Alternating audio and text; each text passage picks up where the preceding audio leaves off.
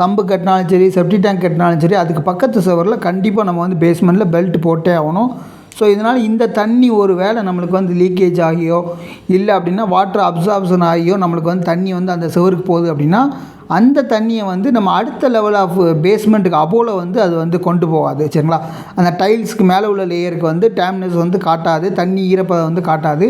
So அதனால் வந்து பார்த்திங்கன்னா பெல்ட் வந்து சம்போ செப்டி டேங்கோ இருக்க பக்கத்தில் உள்ள சுவரில் கண்டிப்பாக ஓட் ஆகணும். அது மாதிரி சம்பாக இருந்தாலும் சரி, செப்டி டேங்காக இருந்தாலும் சரி, கீழே வந்து பலகை அடித்து காங்கிரீட் போடாமல் நீங்கள் வந்து கடப்பாக்கல்ல போட்டிங்கன்னா அது வந்து பெஸ்ட்டு. எதுக்கு அப்படின்னா நம்மளால் கீழே இறங்கி பிளாஸ்டிங் ஒர்க் பண்ண முடியாது. இன்னொன்று வந்து பார்த்திங்கன்னா கடப்பாக்கலோட திக்னஸ் வந்து நம்ம பிளாஸ்டிங் பண்ணுற திக்னஸோட அதிகம். நம்ம வந்து பிளாஸ்டிங் ஒர்க் பண்ணாலும் ஒரு 1/2 இன்ச்சு தான் பிளாஸ்டிங் ஒர்க் பண்ண முடியும். ஆனால் கடப்பாக்கலோட திக்னஸ் வந்து 1.5 இன்ச்சு 2 இன்ச்சு திக்னஸ் இருக்கும். ஸோ இதனால் என்ன பெனிஃபிட் அப்படின்னா அந்த திக்னஸ்னால வந்து பார்த்திங்கன்னா கீழே நம்மளுக்கு இப்போ செப்டி டேங்க் இருக்குன்னா அந்த கேஸ்னால் வர எவாப்ரேஷன் மூலமாக அது வந்து அரிக்காமல் இருக்கும்.